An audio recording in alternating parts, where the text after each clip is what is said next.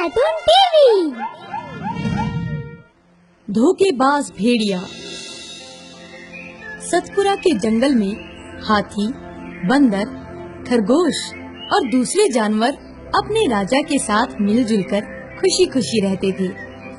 एक दिन एक भेड़िया उनके बीच रहने के लिए आया।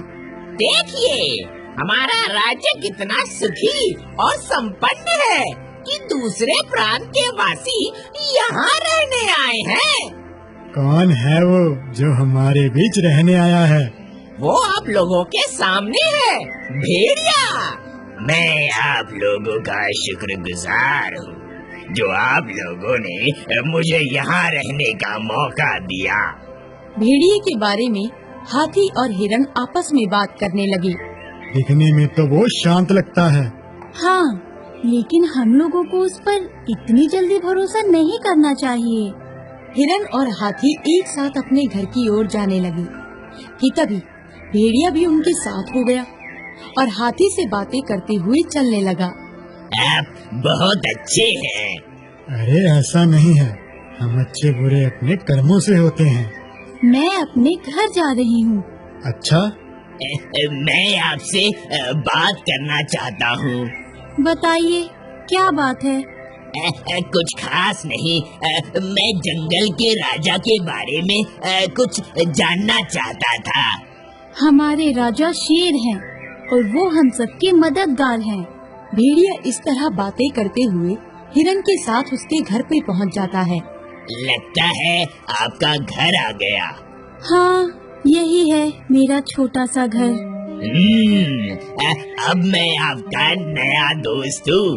कभी भी मेरी जरूरत पड़े मुझे बुला लीजिएगा। कितना अच्छा है हमारा नया साथी। इस तरह कुछ दिन बीतने के बाद जंगल में जानवरों के बच्चे एक एक कर गायब होने लगे।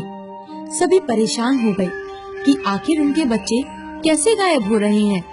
मुझे कुछ समझ में नहीं आ रहा है कि आखिर हमारे बच्चे कैसे गुम हो रहे हैं। हमारे बीच तो ऐसा कोई नहीं है जो अपने ही बच्चों को नुकसान पहुंचाए। मुझे लगता है कि जंगल में भूत का प्रकोप बढ़ गया है। ये तो बहुत गड़बड़ हो रहा है। आप लोगों को जब भी मेरी जरूरत पड़े मेरी सेवा ले सकते हैं। मैं हर वक्त आप लोगों की मदद करने के लिए तैयार हूँ। अरे वाह, ये तो बहुत अच्छी बात है। हम सभी को मिलकर इस समस्या को दूर करना चाहिए। जिस तरह से हमारे बच्चे गायब हो रहे हैं, मुझे भी भूत का प्रकोप लगता है। सभी जानवर शेर के पास जाकर उनसे अपने बच्चों के गुम होने की शिकायत करने लगे। अपनी प्रजा की बातों को सुनकर राजा बहुत ही चिंतित हो गया। हमारे राज्य में ये सब क्या हो रहा है? हमारा राज्य सबसे शांत और बढ़िया था, लेकिन पता नहीं किसकी नजर लग गई है। आप लोग जाइए, मैं इसका कुछ उपाय निकालता हूँ। सभी जानवर अपने अपने घर लौट आए और डरे सहमे रहने लगे।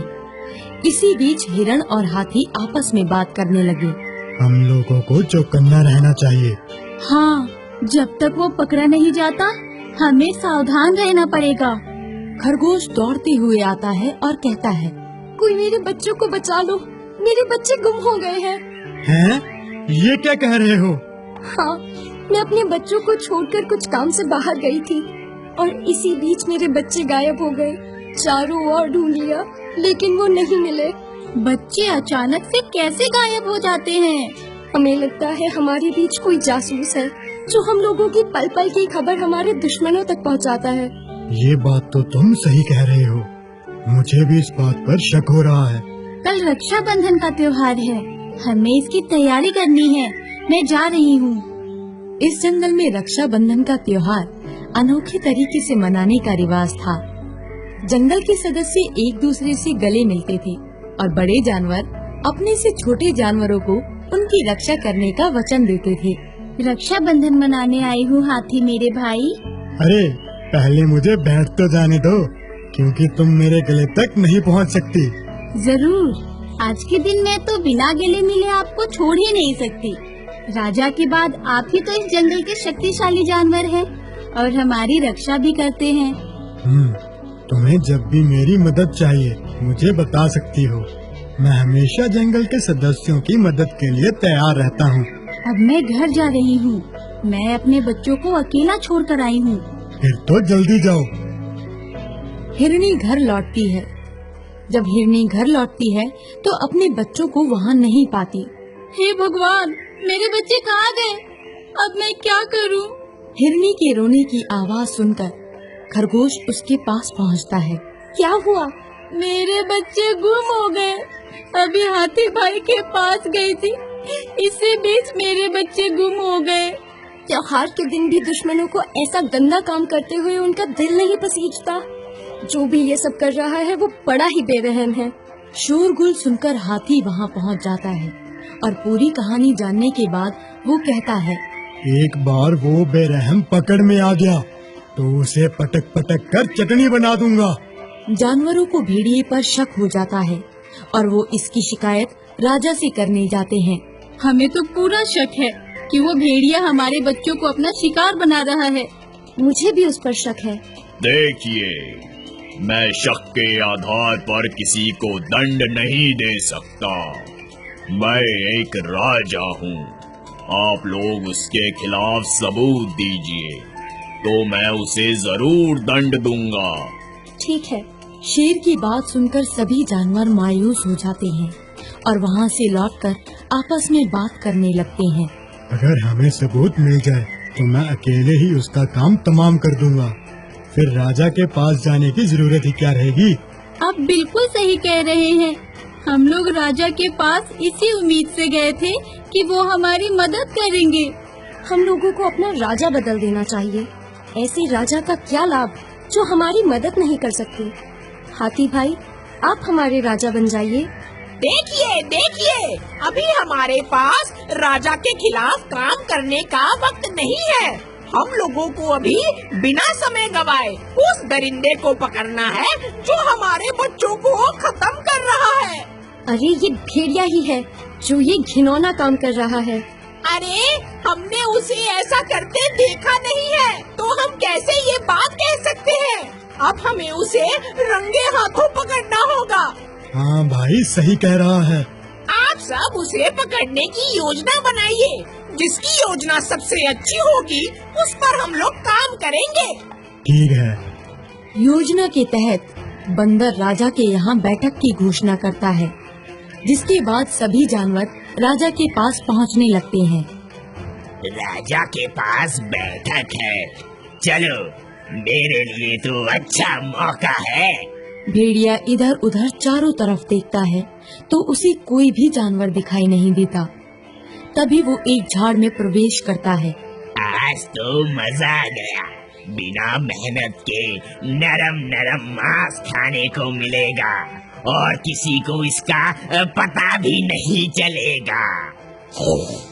ठहरो, तुमसे ऐसी उम्मीद नहीं थी। भागो भागो।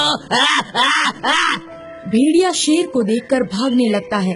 तभी राजा उसका पीछा करता है और उसे दबोच लेता है।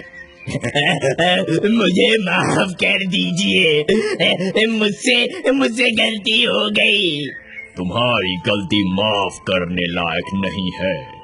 तुमने न केवल धोखा दिया है बल्कि मासूम बच्चों को भी मारा है। तभी भेड़िया शेर के चंगुल से निकलकर भागने लगता है।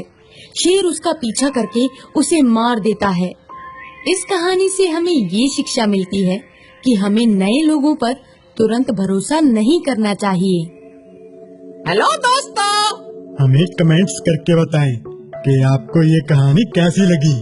इस कहानी को लाइक जरूर करें और अपने दोस्तों के साथ शेयर भी करें। बाय।